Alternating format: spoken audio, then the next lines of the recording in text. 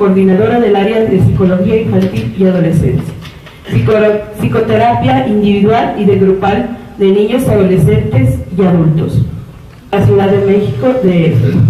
Psicoterapeuta individual y grupal en el albergue temporal de la Procuraduría General de Justicia del DF. Actualmente, cofundadora y directora del Centro de Atención Psicológica Integral, en donde además se desempeña como terapeuta. En dicha institución tiene el objetivo de brindar servicios de salud mental integral a la comunidad saltillense, y también se desempeña como docente de tiempo parcial en la Escuela de Psicología de la Universidad Autónoma de Coahuila. Denles un fuerte aplauso.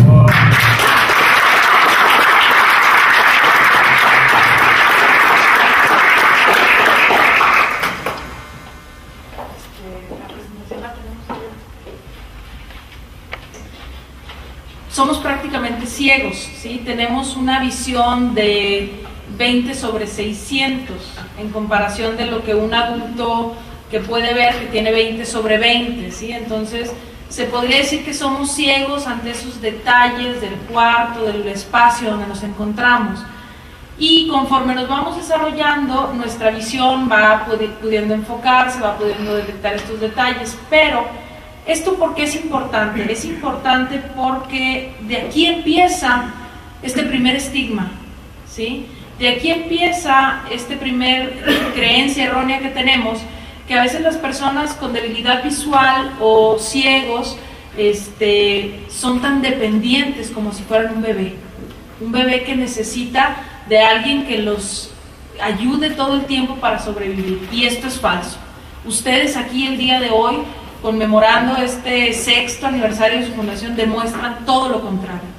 Son independientes, salen adelante, pueden hacer cosas por sí mismos. Claro que necesitan a veces apoyo de otro ser humano, de otra persona, pero como cualquiera lo necesitamos, independientemente de si podemos o no ver, ¿ok? Entonces esto es un primer punto que sería importante abordar.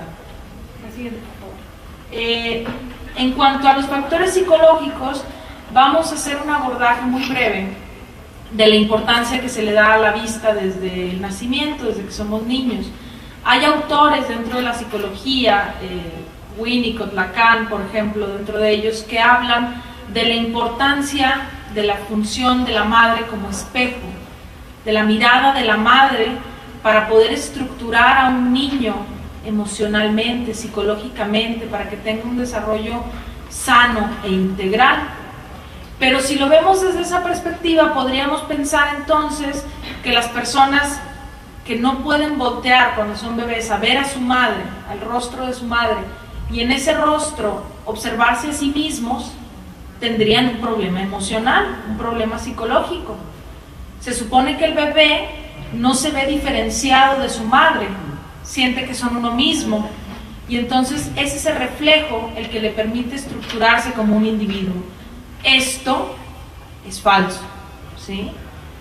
Después se descubrió que un bebé que no ve se puede identificar con ese otro ser humano a través de todos los otros sentidos que tenemos, a través de oler a su madre, de sentirla, de escuchar su tono de voz, su calidez. La vista por sí misma no implica una estructuración psicológica, ¿sí? Y eso es un punto que es importante también que nos quede claro para no estigmatizar a las personas que nacen con una deficiencia visual, ¿sí? Ahora, nos gustaría analizar cómo es la importancia de la vista en el ser humano, ¿sí? ¿Por qué le damos esa relevancia o esa importancia a este sentido, ¿sí? Entre los otros 4 que tenemos? Bueno, podríamos pensarlo y analizarlo desde una perspectiva del desarrollo, de la evolución del ser humano, ¿sí? Nosotros provenimos de los primates, del mono, y ellos básicamente son herbívoros. Podríamos pensar, por ejemplo, que un animal carnívoro requiere de lo que es el oído y lo que es el olfato para poder sobrevivir, para poder subsistir, para poder encontrar y capturar sus presas, ¿sí? Los herbívoros, de donde provenimos nosotros principalmente, primordialmente necesitamos la vista para poder observar nuestra comida y detectar en ella figuras, formas, matices y poder tomarla, ¿no? Esto pareciera irrelevante, pero incluso va definiendo cómo estamos físicamente estructurados, ¿sí? Si vemos, por ejemplo, a un perro, a un león que tienen el hocico puntiagudo, que tienen la nariz más grande, los seres humanos la tenemos más pequeña, bueno, algunos, otros estamos medio narizones, pero en general se podría decir que tenemos la nariz pequeña porque no necesitamos de este olfato. Muchas gracias.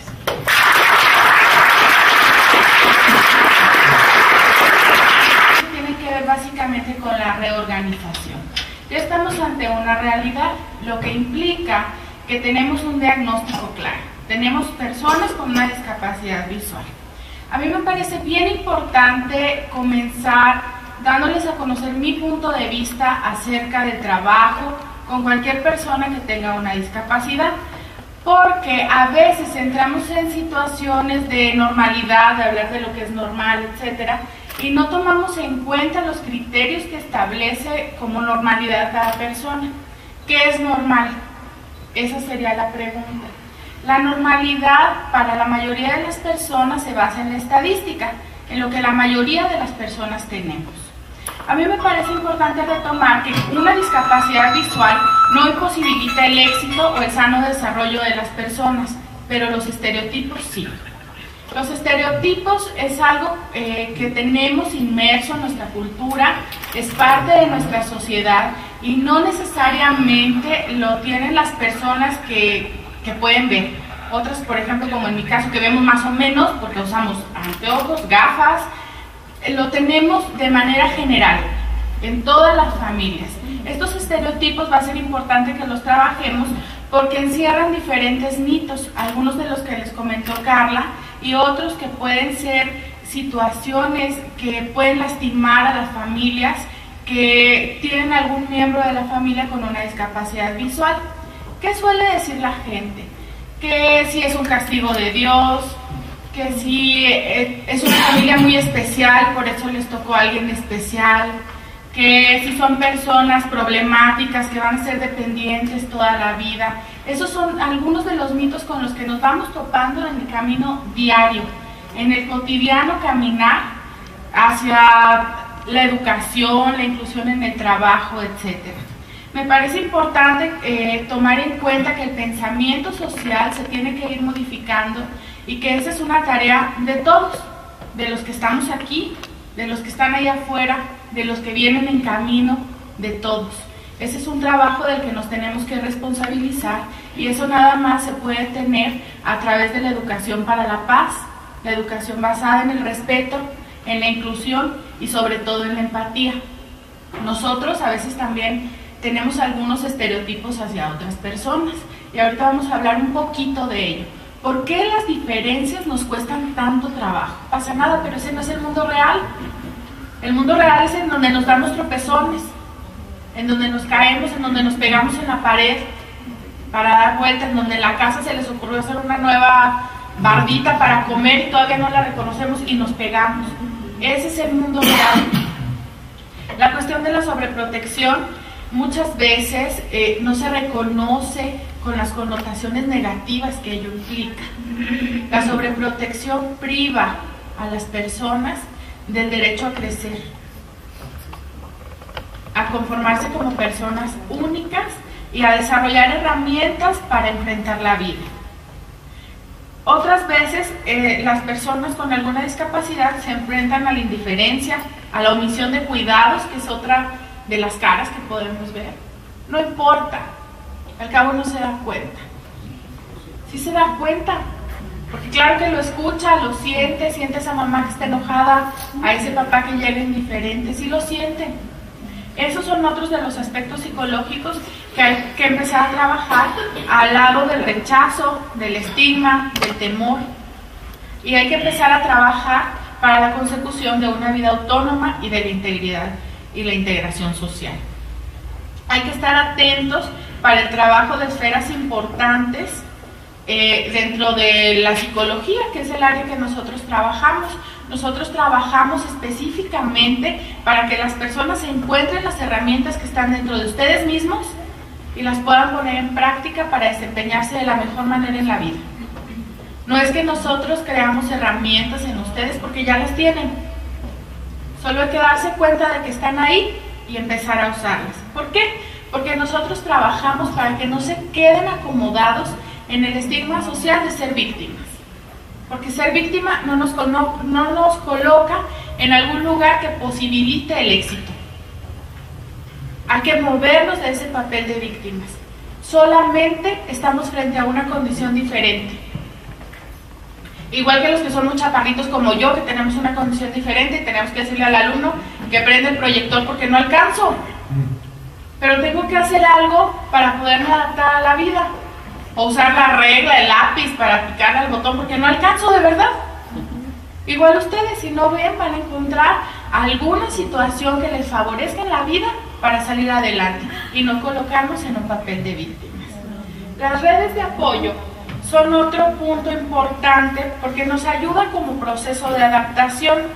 Las familias empiezan a crear sobre todo las cuestiones de las redes de apoyo y empiezan a familiarizarse con familias que tienen otros miembros en los que va a bailar, ni están con ella en la secundaria y se ven afuera y se pueden ver aunque la secundaria se acabe. A esos grupos también hay que unirnos y hay que encontrarles la ventaja. También vemos que hay cuestiones de resiliencia. ¿Qué es la capacidad de resiliencia? Es la capacidad de hacer frente o un proceso dinámico que resulta de una adaptación positiva después de que nos enfrentamos a una situación catastrófica que puede ser perder la vista.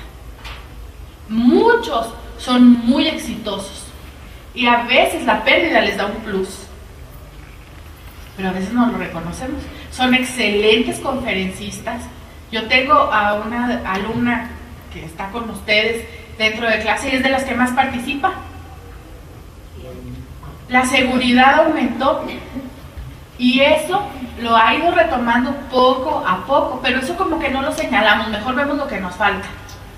Eso también lo tenemos que cambiar un poquito y nos toca a nosotros. ¿Qué sí tenemos y qué nos sale muy bien? Creo que el último cuestionamiento con lo que a mí me gustaría cerrar es preguntándoles algo. ¿Cambiar o mejorar el panorama que ustedes tienen ahora es posible? A mí me parece que sí. Y todos los cambios efectivos comienzan en casa, por uno mismo. La peor discapacidad que un ser humano puede enfrentar es la de no darse cuenta de que todos los seres humanos, en cuestión de oportunidades, somos iguales. Muchas gracias.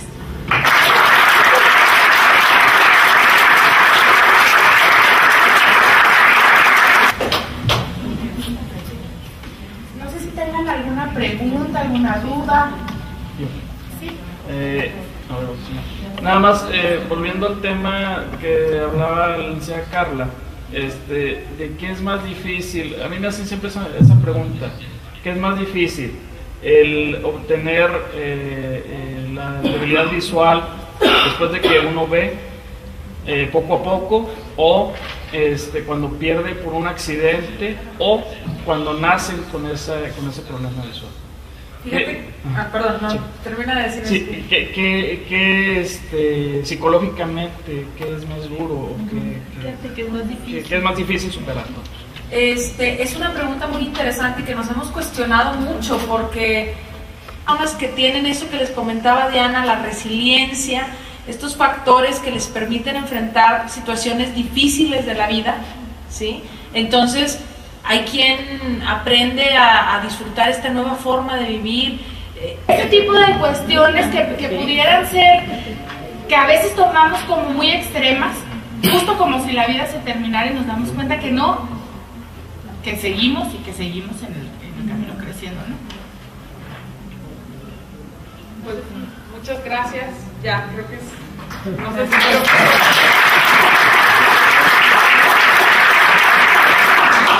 En la pantalla está el correo electrónico de las dos licenciadas. ¿Se los digo? Sí. ¿Sí? ¿Despacito?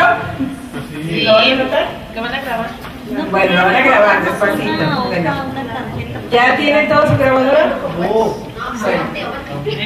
Aguanta. Y yo aguanto.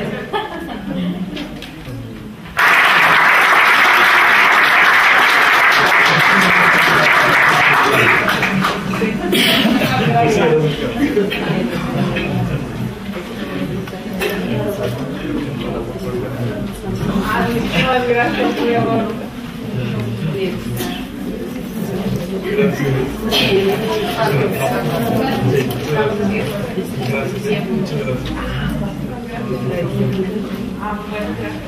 Gracias a todos por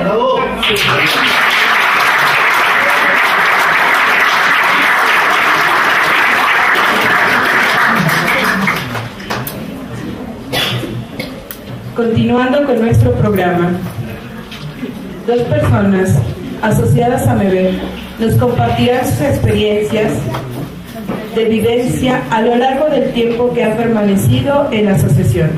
Recibámoslas con un fuerte aplauso. Zaval.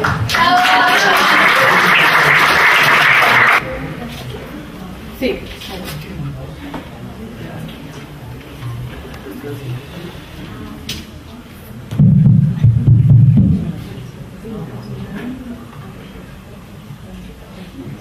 Pasé a ser una persona sedentaria, de ser sociable pasé a ser huraña, introvertida. Me enojaba muy fácil y tal vez me sigo enojando como Pelis algunos. Pero se va cambiando poco a poco al saber de MEVER. ¿Cómo supe de él, de aquí de MEVER? Supe un día pasando por la calle, tuve la inquietud de saber qué enseñaban ahí. Se pidió informes, entré hace un año. En ese año ha cambiado mi vida